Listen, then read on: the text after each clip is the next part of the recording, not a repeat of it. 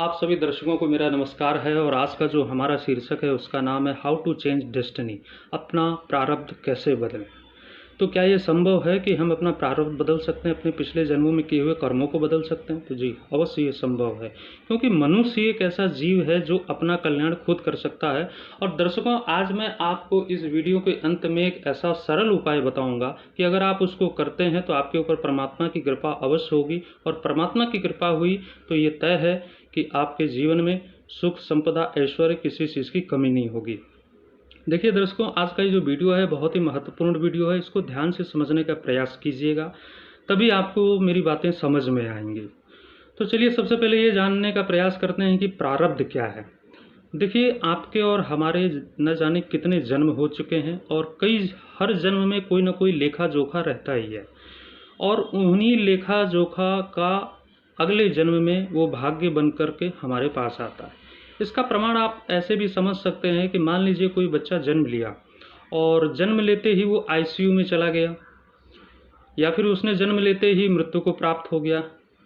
तो उसने ऐसा कौन सा कर्म किया? अभी तक तो उसके द्वारा कोई कर्म हुआ ही नहीं, क्योंकि अगर उसने जन्म लिया है और जन्म लेने के पश्चात हम कोई कर्म करते हैं तब ना हमें उसका अच्छे फल या बुरे फल प्राप्त होते हैं। लेकिन वो तो जन्म ही लिया है, कुछ कर भी नहीं पा रहा है, तो क्यों वो जो है जन्म लेते ही मृत्यु को प्राप्त हो गया? क्यों जन्म लेते ही वो विकलांगता को प्राप्त हो गया? क्यों जन्म लेते ही आईसीयू में चला गया? और न जाने कितनी ऐसी चीज़ें हैं। तो दोस्तों, ये वही प्रारब्ध है जो वो पिछला जन्मों में वो प्रारब्ध कर्म उसने किए थे, और वही कर्म का फल है जो उसको इस योनि में आने के बाद में उसका भुगतान करना पड़ा। 9 महीने माँ के गर्भ में रहा, और वो गर्भकाल का जो समय होता है वो किसी नरक से कम नहीं होता। तो उसने पहले वो 9 महीने का सजा भोगी, पृथ्वी पर आया, आईसीयू में गया, विकलांगता को प्राप्त हुआ या मृत्यु को प्राप्त हो गया, फिर उसने सजा भोगी। तो ऐसा क्यों? तो ऐसा पिछले जन्मों में किए हुए कर्मों का ही फल है, और हमारे आपके न जाने कितने जन्म हो चुके हैं। क्योंकि इस चीज़ को आप ऐसे भी समझ सकते हैं कि जब तक आपके बैंक में आप अपने खाते को सेटलमेंट नहीं करते तब तक उस खाते में से आपका नाम कटता नहीं है। तो ये तय है कि हमारे द्वारा न जाने कितने जन्मों में अच्छे या बुरे कर्म किए हुए हैं। और कभी कभी ऐसा भी होता है कि हम अपने मन में इस प्रश्न का उत्तर नहीं दे पाते हैं, कि हम ये सोचते हैं कि फलाने व्यक्ति का भाग्य बहुत अच्छा है, वो ना कोई पूजा करता, ना पाठ करता, कुछ नहीं करता, फिर भी वो दिन ब दिन तरक्की कर रहा है, और मैं नित्य प्रति जो है भगवान की सेवा करता हूँ, पूजा भी करता हूँ और बहुत सारी चीज़ें करता हूँ, लेकिन हमारे जीवन की जो प्रगति है वो रुक गई है। तो ऐसा क्यों? तो देखिए, सबसे पहली चीज़ है, इसको इस उदाहरण के माध्यम से मैं आपको समझाने का प्रयास करूंगा कि 2 लोग बैठे हुए हैं। अब 2 लोग बैठे हुए हैं और उनका आपस में झगड़ा हो गया, और एक ने जो है उनके ऊपर जो है हाथ उठा दिया, तो उसका एक कर्म हो गया, उसका एक खाता बन गया। अब इस खाते की भुगतान, सपोज मान लीजिए कि उस झगड़े के 10 दिन के बाद में जो है उसके साथ में कोई हादसा हो जाता है सामने वाले व्यक्ति के साथ में, तो थोड़ा सा उसको विचार ये भी आता हो सकता है मैंने उससे झगड़ा किया तो इस वजह से मेरे साथ ये हादसा हो गया। या 10 साल के बाद कोई एक्सीडेंट होता है तो उसकी यादें धुंधली हो जाती हैं, वो सोचता है हो गया होगा कुछ मेरे द्वारा। अच्छा ठीक है, अब ये खाता तो बन गया है उसका और हमारा। अब होता क्या है कि मान लीजिए कि हमने भी अपना चोला बदल दिया और उस सामने वाले व्यक्ति ने भी अपना चोला बदल दिया, अर्थात अब दूसरे दूसरे जन्मों में दोनों पहुंच गए हैं, लेकिन खाता तो बना हुआ है, सेटलमेंट तो अभी तक नहीं हुआ है। और होता क्या है कि सडनली हमारे साथ में कई ऐसी घटनाएं होने लगती है कि हमको समझ ही में नहीं आता, और हम सोचते हैं हम तो सभी हमेशा अच्छा करते हैं, तो फिर मेरे साथ ऐसा क्यों? तो एक चीज़ यकीन मानिए दर्शकों, कि आपके द्वारा जब तक कोई कर्म नहीं होगा तब तक उस कर्म की प्रतिक्रिया का फल आपके पास आपको नहीं मिलेगा। कहने का मतलब ये है, जब तक कोई चीज़ आपके द्वारा गई ना हो तब तक वो चीज़ आपके पास आती नहीं है, चाहे वो अच्छे कर्मों का फल हो चाहे बुरे कर्मों का फल हो। क्योंकि बॉल हम जब फेंकते हैं ना तो वो दीवार पे लगती है, और दीवार पे टच होने के बाद वापस हमारे पास ही कम बैक करती है। तो आपके पास तब तक कोई खुशी नहीं आ सकती जब तक आपने किसी को खुशी दी ना हो, और आपके पास में तब तक कोई बुरे कर्मों का फल नहीं मिल सकता जब तक आपने किसी के साथ किया ना हो। तो जो हमारे द्वारा जाता है वही हमारे पास में लौट के आता है। और हम दोनों ने जो है ये चोला बदल लिया है, तो हमें याद ही नहीं है कि हमने पिछले जन्मों में हमारे खाते होंगे। तो इसी तरह की कई अनेक चीज़ें होती हैं जो हमारी कई कई जन्मों में किए हुए होते हैं, और सारे खाते अधूरे होते हैं। क्योंकि हम हर चीज़ की तैयारी करते हैं, बड़े बड़े प्लान बनाते हैं, जैसे कि हमें ज़मीन लेना, मकान लेना, बैंक बैलेंस बनाना, बहुत सारी चीज़ें करते हैं जीवन में। लेकिन एक चीज़ तो सच्चाई है दर्शकों कि जीवन है तो मृत्यु होगी, और मृत्यु होगी तो फिर जीवन होगा। तो हम तैयारी तो हर चीज़ की करते हैं, परंतु मृत्यु की तैयारी नहीं करते।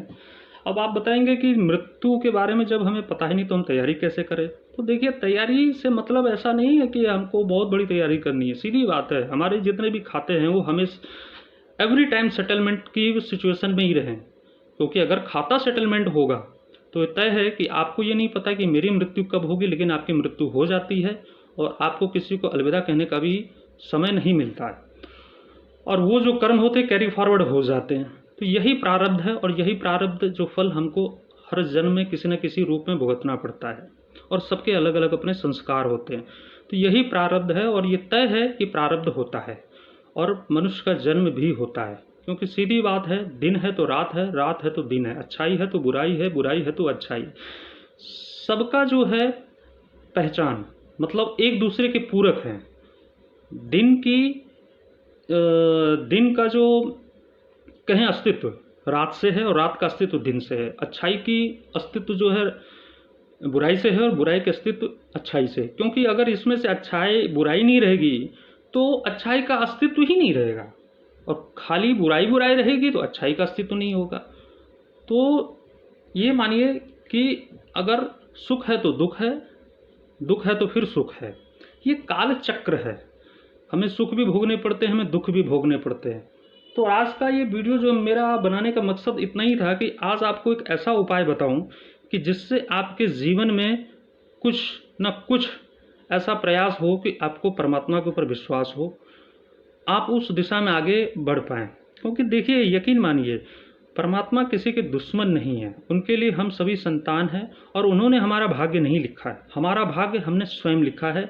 अपने अलग अलग जन्मों में अपने अपने अलग अलग कर्मों के द्वारा हमने अपना भाग्य स्वयं ही लिखा है। अगर उसके बाद भी आपको संतुष्टि ना हो तो एक उदाहरण मैं और बताता हूँ कि देखिए, हमारे और जीवन में जितने भी कर्मों का हमें फल मिलता है, उन कर्मों के फलों का जो निर्धारण होता है वो नवग्रह करते हैं। इसीलिए आप जो है ज्योतिष के पास में जाते हैं, फिर ज्योतिष आपको बताता है कि आपके ऊपर ये दशा है, ये दशा है, ये मार्केस है, ये सारे योग हैं, कुछ लक्ष्मी योग है, राजयोग है, कई तरह के योग होते हैं, वो बताता। तो ये नवग्रह भी निर्धारण करते हैं, क्योंकि परमात्मा अपनी ही सृष्टि में दखल नहीं देते। जैसे सुदामा को उनको धन संपदा ऐश्वर्य देना था, लेकिन वो कैसे देते हैं, तो इसलिए उन्होंने उनके द्वारा लाया हुआ अन्न को खाया, और उसका जो पुण्य था उस पुण्य के बदले में उन्होंने उनको सुख, धन, संपदा, ऐश्वर्य दिया। तो परमात्मा अपनी सृष्टि में कभी भी हस्तक्षेप नहीं करते, लेकिन हाँ, जब हम उनकी शरण में जाते हैं, उनकी शरणागति लेते हैं, तो उनकी कृपा होती है। और आज के समय में हर व्यक्ति के पास कोई ना कोई समस्याएं हैं, और हर व्यक्ति कई जगह अलग अलग जगहों पे भटक रहा है। आज हमारी इस देवता से पूर्ति नहीं हुई तो हम उस देवता के पास, उस देवता से पूर्ति नहीं हुई तो उस देवता के पास, इस मंदिर से में नहीं मेरी मनोकामनाएं पूर्ण हुई तो उस मस्जिद में, उस गुरुद्वारा में हम भटकते ही रहते हैं, जीवन भर हम भटकते रहते हैं। और परमात्मा श्री कृष्ण ने जो है स्वयं गीता में कहा है, सर्वधर्मान् परित्यज्य मामेकम शरणम ब्रज। सभी धर्मों का परित्याग करके मेरी शरण में आ। धर्मों से मतलब सभी कामों से, जो जितनी सारी कामनाएं हैं उन सब का त्याग करके हमारी शरण में आओ, और मैं तुम्हारा भरण पोषण वहन सब कुछ करूँगा। तो ये है। और दूसरी चीज़ है, एक साधे सब सधे, सब साधे सब जाए। एक को साधिए, एक परमात्मा को साधिए, फिर देखिए कैसे नहीं आपकी पूर्ति होती है। हाँ, अब मैं उस उपाय के बारे में बताने जा रहा हूँ जिसकी मैंने चर्चा की थी। देखिए, ये जो उपाय है श्रीमद् भागवत द्वारा प्रमाणित है। एक पाठ होता है, वो जो श्री शंकराचार्य जी द्वारा रचित है, उसका नाम है श्री विष्णु सहस्रनाम। और एक पाठ है पुष्पदंत नामक गंधर्व ने इसकी रचना की थी, उसका नाम है शिव महिम। अगर नित्य प्रति आप जो है स्नान ध्यान करने के पश्चात परमात्मा के आगे बैठें, दीपक जलाएं, एक छोटा सा संकल्प खुद ही मन में कर लें कि प्रभु मैं इस कामना के साथ में ये पाठ करने जा रहा हूँ, और आप इसका पाठ करें। अगर मान लीजिए आपको संस्कृत नहीं आती तो कोई बात नहीं, आपको इसका हिंदी वर्जन भी मिलता है, हिंदी वर्जन का पाठ कीजिए।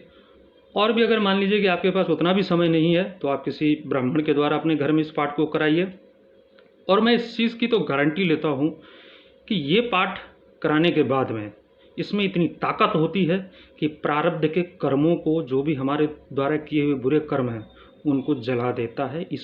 इसमें इतनी ताकत है और आपके जीवन में खुशियाँ देता है। और ये भागवत द्वारा बताया गया उपाय है, और भागवत जो है भगवान कृष्ण का स्वयं वांग्मय स्वरूप है। और ये आप श्रद्धा के अनुसार कीजिए। और जो भी चीज़ें मैंने आपको बताई हैं कि सर्वधर्मान्य परित्यज्य मामेकम शरणम ब्रज, आप उनकी शरण में आइए। एक साधे सब सधे, सब साधे सब जाए। एक परमात्मा का चुनाव कीजिए, उसी परमात्मा में अपना ध्यान लगाइए, श्रद्धा से कीजिए, इस उपाय को कीजिए।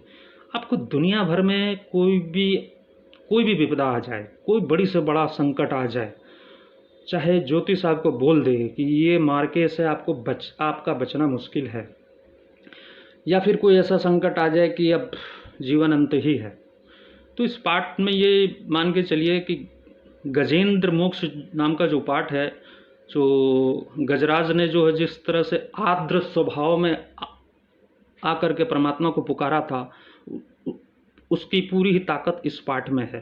तो ये दोनों पाठ हैं, श्री विष्णु सहस्रनाम और शिव महिम, इन दोनों का पाठ कराइए और अपने जीवन में, और ये पाठ जो है नित्य प्रति करिए। ऐसा नहीं कि 2 महीना 3 महीना करके छोड़ देना, आप इसको करते रहिए, करते रहिए, करते रहिए। फिर देखेंगे आपके जीवन में बदलाव कैसे आता है, आपके प्रारब्ध कैसे बदलते हैं, जो समय आपके लिए प्रतिकूल था वो आपके प्रति अनुकूल कैसे होता है। और किसी भी तरह का अगर आपको शंका हो, उसका समाधान करना हो, तो मेरे नंबर पे आप फ़ोन भी कर सकते हैं। मैं आपको इसकी समस्या का निराकरण करने का पूरा प्रयास करूंगा।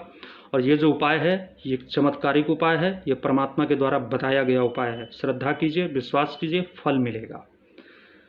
ओम नमो भगवते वासुदेवाय। और अंत में मैं यही कहना चाहूँगा दर्शकों कि अगर ये वीडियो मेरा पसंद आया हो, मेरे द्वारा बताई हुई जानकारी आपको लिए लाभदायक साबित हो, तो प्लीज़ सब्सक्राइब करना ना भूलें और लाइक का बटन दबाना ना भूलें। ये सब्सक्राइब और लाइक आप जो दबाते हैं ना, तो उससे हमें प्रोत्साहन मिलता है और हम आपके जीवन में क्या क्या अच्छा ला सकते हैं उसका भरपूर प्रयास करते हैं। ओम नमो भगवते वासुदेवाय।